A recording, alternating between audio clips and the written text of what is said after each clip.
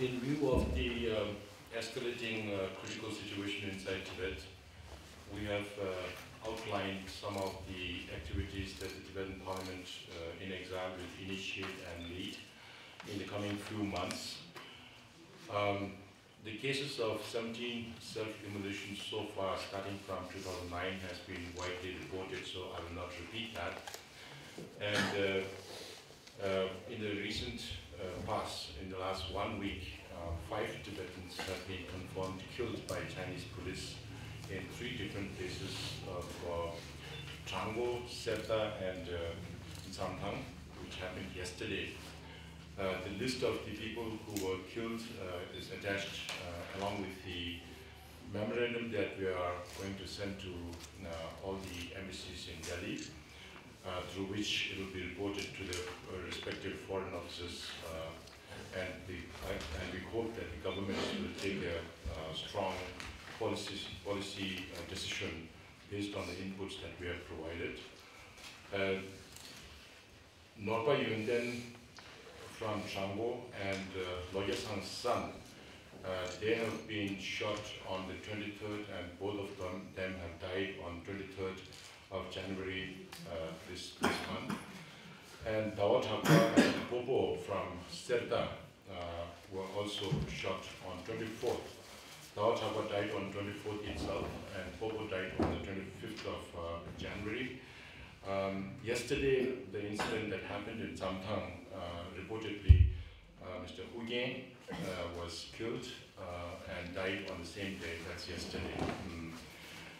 Some of the initiatives that were outlined by the Tibetan Parliament in Exile include a parliamentary delegation led by Mr. former Speaker, Mr. Kamachumbe, along with Mr. Tamang Soba, Mr. Mokudemba, and Ms. Trijay Kuncho, who will leave to Delhi day after tomorrow, and will try to meet as many personnel from the embassies based in Delhi. We consider this as a very important initiative that we undertook in October last year, because the sources of information on Tibet are basically based on information that comes from Beijing and from Delhi to the respective governments, foreign offices. That is one of the initiatives that we will be undertaking. And then at the same time, we will be writing to the United Nations and to the world leaders led by United States, UK, France, Germany, and other important countries, seeking their immediate intervention to de-escalate the situation inside Tibet. I will read out those contents in a few minutes. And then we will be sending an open letter to the President of China, Jintao, and this is the first open letter that the Tibetan Parliament is writing to the President of China regarding the prevailing critical situation inside Tibet, as well as seeking a lasting solution for the issue of Tibet in the long term. And we will be requesting all the Tibetans, wherever they are based in India, the Switzerland areas, and also the Tibetan associations based in Europe and North America, to organize solidarity demonstrations as and when they feel is fit and in accordance with the situation in their own country. We will also take part in the global solidarity vigil that the Kalen Shiva has called on day before yesterday. That will be observed by all Tibetans and Tibet supporters all over the world on February 8th.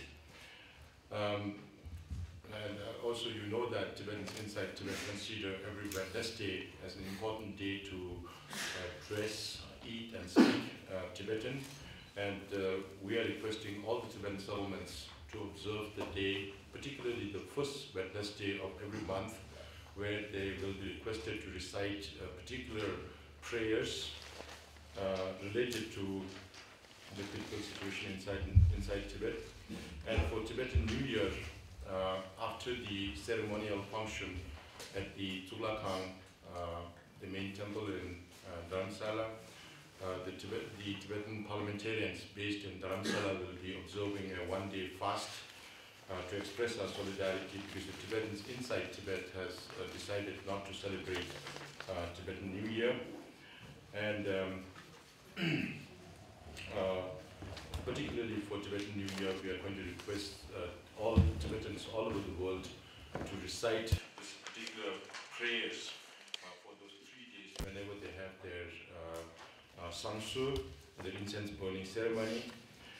And on March 16th, when the parliament session meets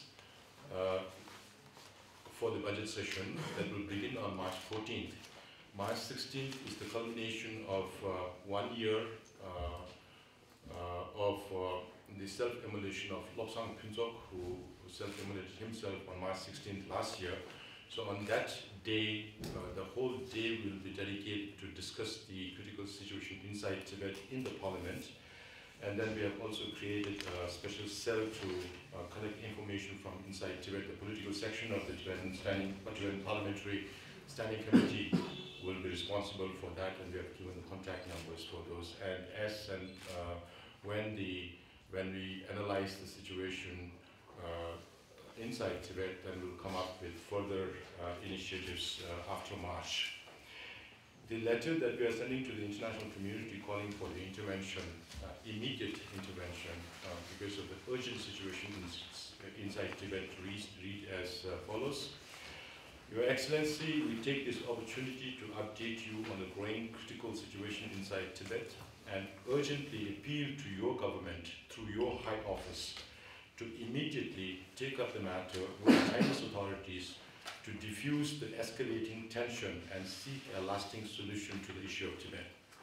The facts so far: number one, despite People's Republic of China's claim of having created a paradise on earth in Tibet in the last 52 years, the growing frustration of Tibetans against the Chinese policies and programs aimed at the annihilation of Tibet's unique identity were reflected in the demonstrations by the Tibetans in Tibet in the late 1980s and 2008 that continues to this day.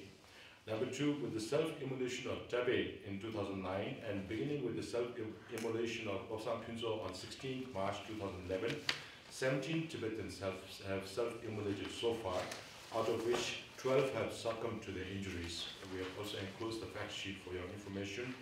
The status of 5 others are still unknown. The last 4 cases have been reported in January this year alone. 2 Tibetans in exile have also attempted self-immolation in India and Nepal. Number 3, when the whole of China was celebrating Chinese Dragon New Year on 23rd January 2012, police indiscriminately fired upon peaceful Tibetan demonstrators in Chango, Oseta and Zamthang, resulting in several deaths and scores of others injured and hundreds arrested. Number 4, thousands of other Tibetans in Golok, Ngaba, Garong have peacefully demonstrated in the last few days. There may be many other unreported cases. Communications to all these areas have been cut off. Security in all of Tibet have been stepped up, and massive military reinforcement has been reported that has resulted in heightened tension between Tibetans and the Chinese authorities. The causes and consequences: number 1, PRC's assimilation policy coupled with mass migration of Han Chinese into Tibet in the last 52 years has turned the Tibetans into a minority community in their own country, in our own country. Number 2, People's Republic of China's single window policy of development as the one and only means to resolve conflicts with no respect for local sentiments has not only contributed to flooding Tibet with Han Chinese, but has led to unscrupulous extraction of Tibet's mineral resources, thereby affecting Tibet's fragile ecology. The benefits of the so-called economic development have not percolated down to the Tibetans, resulting in economic marginalization of the Tibetans. Number 3, sedentarization of Tibetan nomads has caused social upheavals, economic problems, and environmental destruction of Tibetan grasslands. Number 4, control of Buddhist learning in the monastic institutions by strict and irrelevant laws prohibit religious freedom. Number 5, imposition of Mandarin language, overlooking Tibetan language, and use of Chinese as official language strikes at the very root of Tibetan identity. Number 6, independent media, diplomats, and even tourists have been barred from visiting all these areas. All pleas to allow independent fact-finding delegations have been denied. Communications have been barred that forbids free flow of evidence from inside Tibet of the actual happenings there. All these policies and programs, apart from inhuman political repression, are aimed at destroying the identity of the Tibetan people and exploitation of Tibet's rich natural resources. And our appeal, therefore, we call upon you and your government to not only express your concern, but also seek your intervention in de-escalating the prevailing dangerous situation inside Tibet and help find a lasting solution to the issue of Tibet for mutually beneficial agreement through dialogue. We are confident that while engaging constructively with China, you will not refrain from voicing your concern for the values of democracy, equality, justice, and basic human rights that you so very much cherish. This is our appeal to the international community, and our open letter to His Excellency Jintao, the President of China, reads as follows. Your Excellency, on behalf of all the Tibetans inside and outside Tibet, the Tibetan Parliament in Exile wishes to express our deep anguish and concern at the prevailing critical situation inside Tibet. As a human being, we are sure you will very much understand why people resort to extreme measures such as self-immolation. However, the harsh and brutal repressive measures adopted by your government on the peaceful demonstrators leave us in no doubt that your government has no value for fundamental human rights, dignity, and lives. As President of People's Republic of China, you have professed harmonious relationship between nationalities as one of the cardinal principles of nation building. However, what you said and what is being implemented is self-contradictory. You very well know that harmony can be built only through mutual understanding and trust and not through brute force and repression. China has grown economically and militarily over the years and is considered a world power to reckon with. China's growing influence globally has turned itself into a brash and arrogant monster with no regard for others' sentiments and welfare. Material wealth alone does not bring happiness. Development has to go hand in hand with respect for human freedom and human dignity. We have heard your leaders over and over again that the Western world does not treat China on an equal footing. And may we ask, do you treat your nationalities on an equal footing? Your leaders quote Confucius, do not do unto others what you do not want others to do to you. But do you apply the same principles to the Tibetans, Uyghurs, Inner Mongolians, Manchurians, and others? As a world power, you have to earn respect by respecting others, but not through force. You can earn this moral power only by granting basic rights and resolving conflicts through dialogue. This is for the long-term benefit of China as a nation and Tibetans and others as a people. His Holiness the Dalai Lama and the Central Tibetan Administration have, for several decades, taken a very pragmatic, mutually beneficial, long-lasting solution to the issue of Tibet by not asking for separation. But your leadership has always turned a blind eye, stalled dialogue on flimsy grounds, and expected the Tibet issue to die a natural death.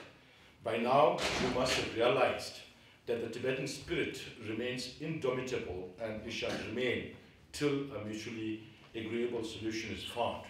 Every time Tibetans manifest their frustration by way of peaceful protests, instead of looking into the causes of these incidences, your government has always chosen to clamp down violently. any human rights violations by the state are cloaked under national security, barring transparent and independent investigation. For the larger and long-term interests of China and Tibet, we urge you to undertake the following. Number one, withdraw the large reinforcement of military to reduce tension immediately and take measures to give due consideration to the aspirations of the Tibetan people. Number two, allow independent, non-partisan fact-finding delegations to ascertain the ground realities. If you have issues with that, allow a Tibetan fact-finding delegation to visit Tibet. Number three, stop the policies and programs aimed at destroying the very identity of the Tibetan people. Provide religious freedom and undertake reconciliation measures to assuage the hurt sentiments of the Tibetan people. Number four, stop sedentarization of Tibetan nomads and include Tibetan participation in environmental stewardship by using their centuries-old wisdom of having lived on the Tibetan plateau. Number five, all developmental activities in Tibet must give due consideration to Tibet's fragile environment and should accrue due benefit to the native Tibetans. Number six, release all political prisoners, including Panchen Rinpoche, Gyaltsen Chögyam Nyima, just as Burma did so to create more trust between the people and the government.